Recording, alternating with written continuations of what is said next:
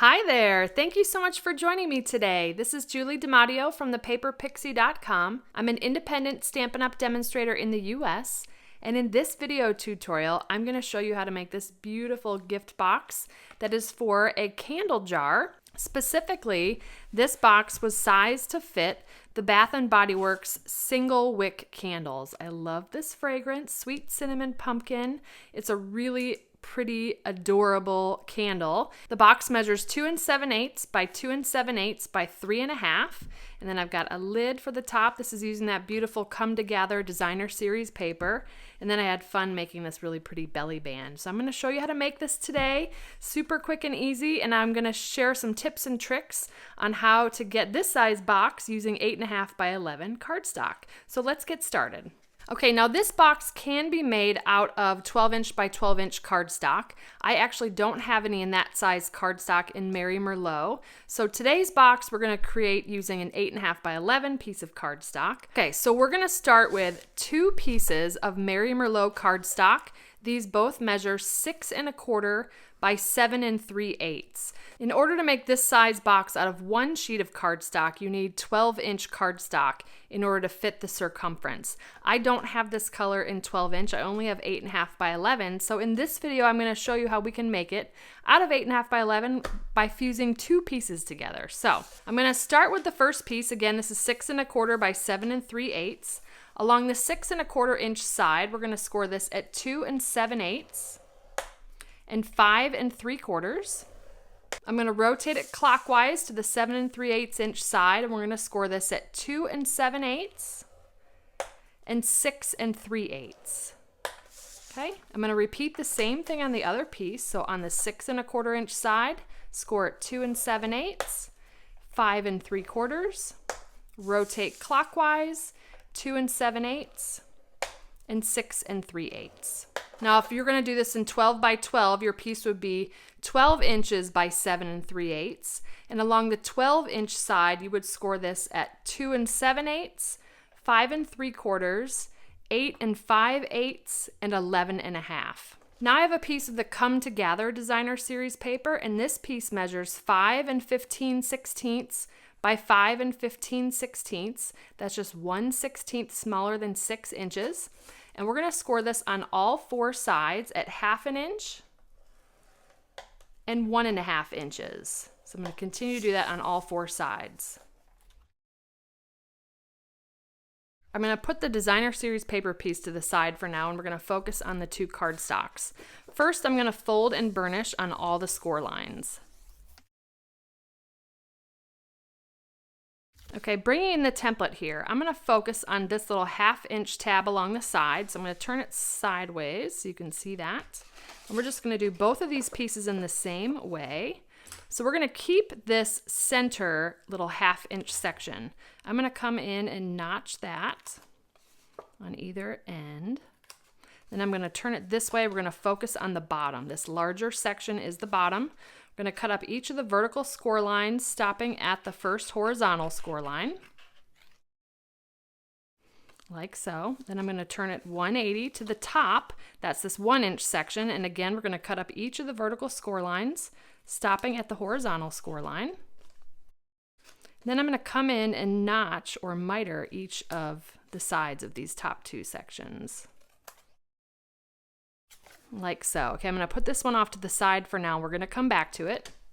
Now, same thing on the next one. I'm going to notch in on either end of this middle section.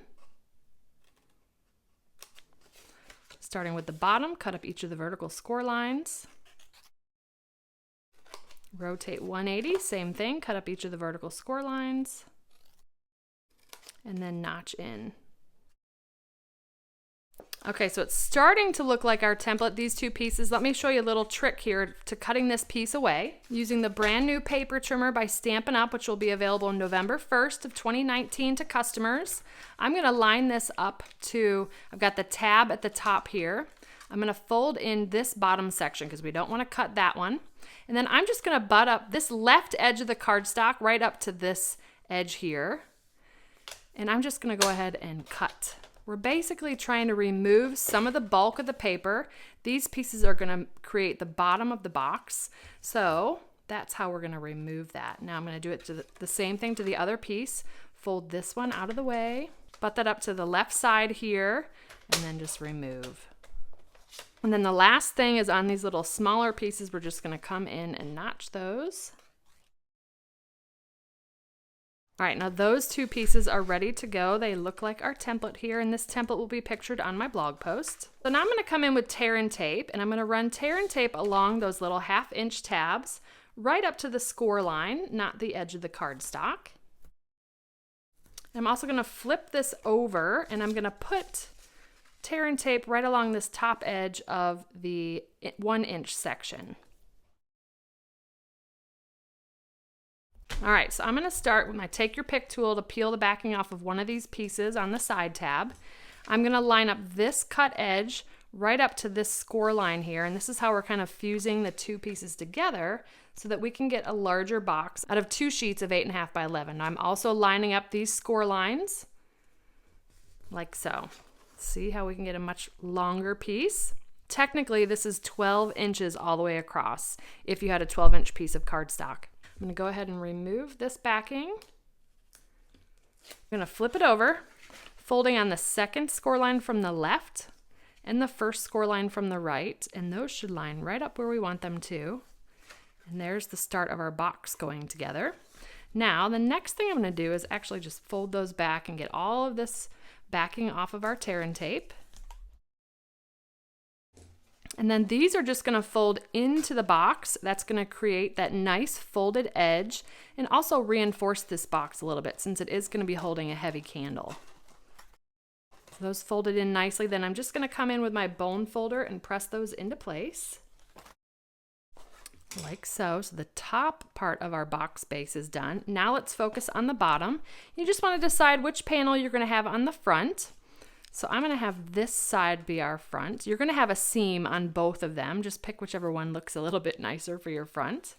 And then I'm going to, you'll see there's a little bit of overlap here. That's not a big deal. I'm gonna put liquid glue on both of those tabs. And then liquid glue on the front flap. That'll be the last one that we put down. All right, so fold the back tab down first, then the front tab, and that should all stick together. I like using liquid glue on the base instead of the tear and tape because it gives me some time to get that nice and squared up. Not a whole lot of wiggle room when you use the tear and tape. And then all we need to do is I'll just take the candle, put that in our box and press it down to get that all to glue together. So box base is done. Let's work on the lid. I'm gonna first fold and burnish on all the score lines. All right, now here's the template for the lid. I'm actually gonna cut on this side of the paper because it's easier for me to see the score lines. I'm gonna cut up each of the vertical score lines on one side, stopping at the second horizontal score line. All right, now I'm gonna remove these 2 outside sections. Also gonna miter a little bit as I do that. And then I'm gonna remove this small section off that square. So removing that small section. Gonna repeat the same thing on the opposite side here. Corner section, the single section. Then I'm gonna come in and notch these little square tabs here. Just keeps paper out of the way so it goes together nicely. And then I'm also gonna notch in just this little skinny section here. Okay, like that, we got one side done. Then I'm gonna turn it 180 and repeat the same thing, cutting up each of the vertical score lines. Then removing those corner sections, the small section here. Repeat the same thing on the other side. Notch in the tabs. And then notch in this little skinny section here. All right, so now it looks like our template, okay? Before we glue the tabs together, I am gonna use tear and tape again. This is just the fastest and easiest way. I'm gonna put it right up to the cut edge of these little 1/2 inch sections here. Those are the sides that we're gonna fold into the box to give it a nice folded edge and a little bit of sturdiness to the lid.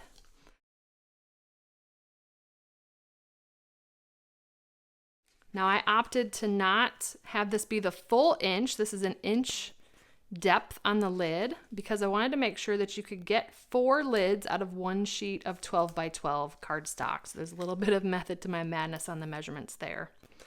All right, so now let's go ahead and put this lid together.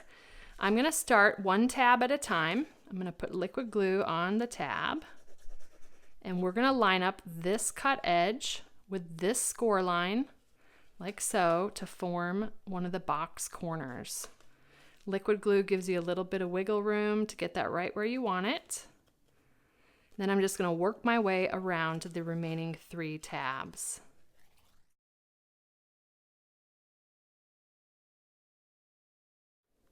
Okay, now all we have to do is just, I'm going to fold these kind of back here.